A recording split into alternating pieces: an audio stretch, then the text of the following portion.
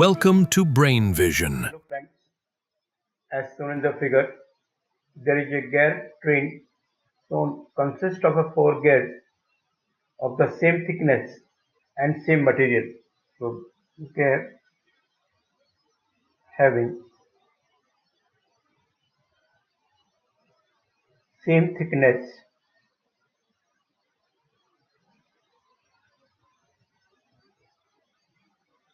and material, that is their density are same. Two gears are of radius r, that is r1 is equal to r2 is equal to r, and two other gears having the radius n into r. Initially the system is at rest, so initial velocity is 0. I naught is moment of inertia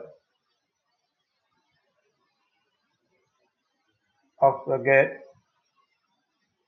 of radius r.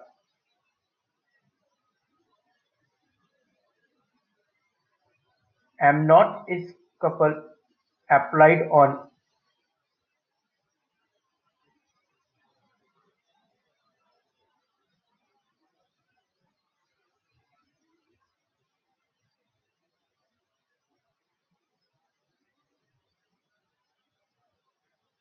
shaft C for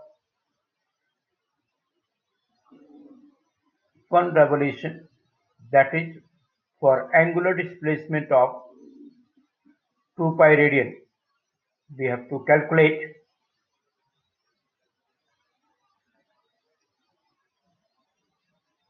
angular velocity of shaft A, that we have to find. Let us start solving it. First we will calculate the moment of inertia of each gear.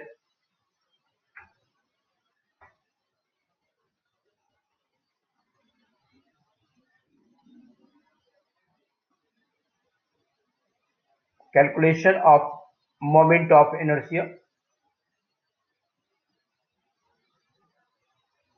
First, for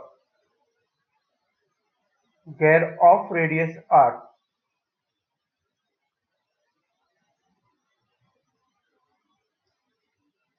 it is given I naught, defined as m into r square. Here m is the mass of the disk and r is radius. Mass is defined as volume into density, that is pi r square into its thickness into rho. So this is the mass. So you will get moment of inertia of the gear of radius r would be half pi rho into t r to the power 4. See, this is equation 1. Now for gear of radius n into r, it would be half is constant, pi is constant, rho is same, t is same, because all the gear are made of same material and same thickness. Only dense radius is changing, that becomes n times of r. So you will get 1 by 2 pi rho t r to the power 4 into n to the power 4, and from equation 1 this value is I naught. So we will get moment of inertia of the gear having the radius n into r is n to the power 4 times I naught.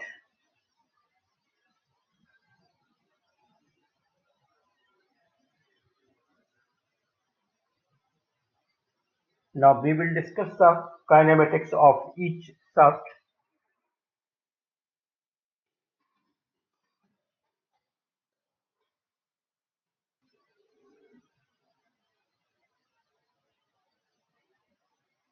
Kinematics of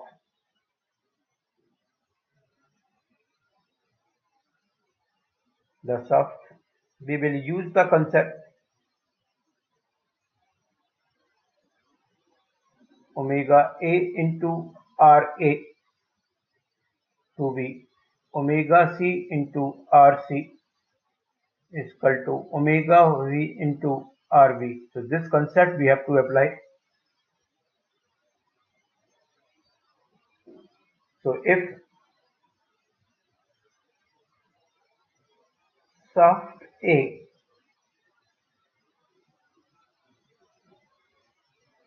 having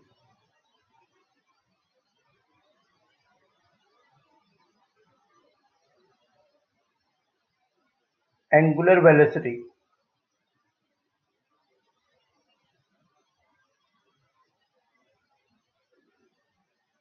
omega A in clockwise direction, then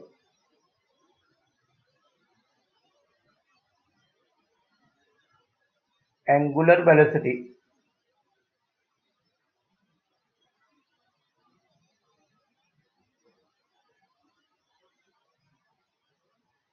of shaft B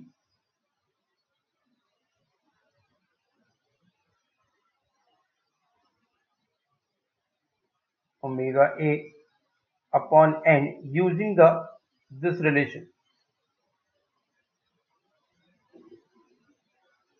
and that of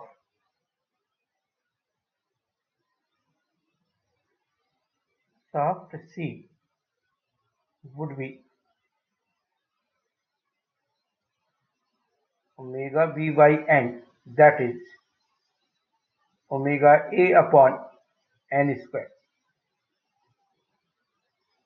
This is clockwise, this is counterclockwise, and this will be the clockwise. Now, work done by the couple applied on the shaft C.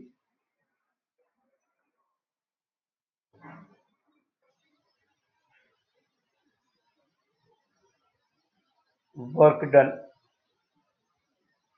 by couple M naught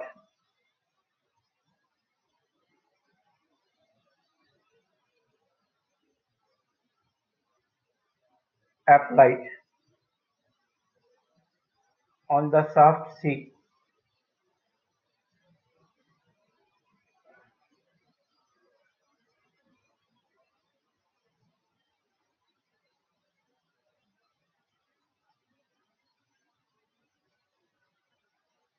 moment into angular displacement, and theta is 2 pi, so it will be 2 pi into m. Say equation number 3. Let me check it. Right. Now, initial kinetic energy of the system.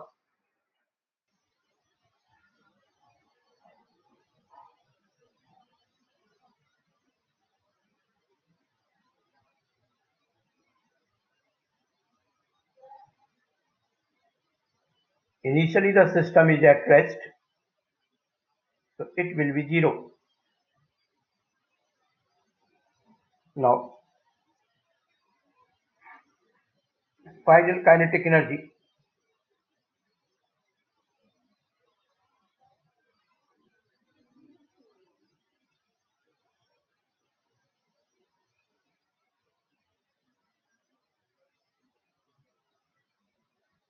of the system T2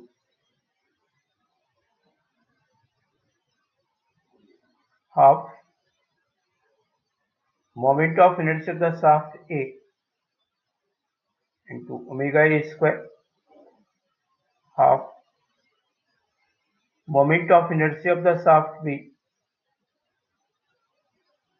into V square moment of inertia of the shaft C into omega C square. You may see in the figure with the shaft A only one gear is attached of radius r, so its moment of inertia is half I naught omega A square. With the shaft B, two gears are attached, one of radius r and other of radius n into r. So its total moment of inertia will be I naught plus n square I naught into omega v, that is omega A upon n square. With the shaft C, only the gear of radius n r is attached, so it will be half I C means n square I naught. Omega C is omega A upon n square. Now simplify it. So final kinetic energy of the system you will get half I naught omega A square will be common.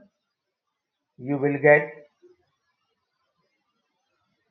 n square plus 2 plus 1 upon n square. This could be written as half I naught omega A square 1 plus n plus 1 plus n whole square. This is equation number 4. Now, applying the work energy theorem,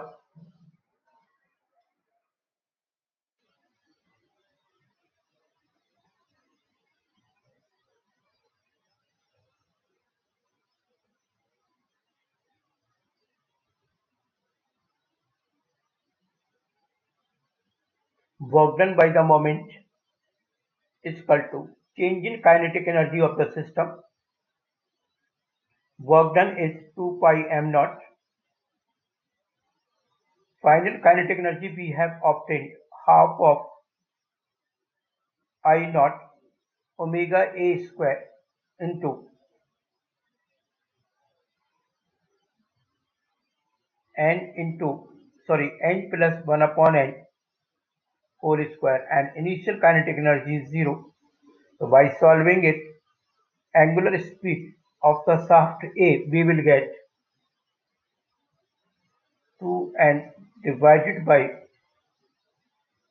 n square plus 1. After simplifying the above equation, pi m naught divided by I naught. So this is the answer for this problem. Thanks for watching it.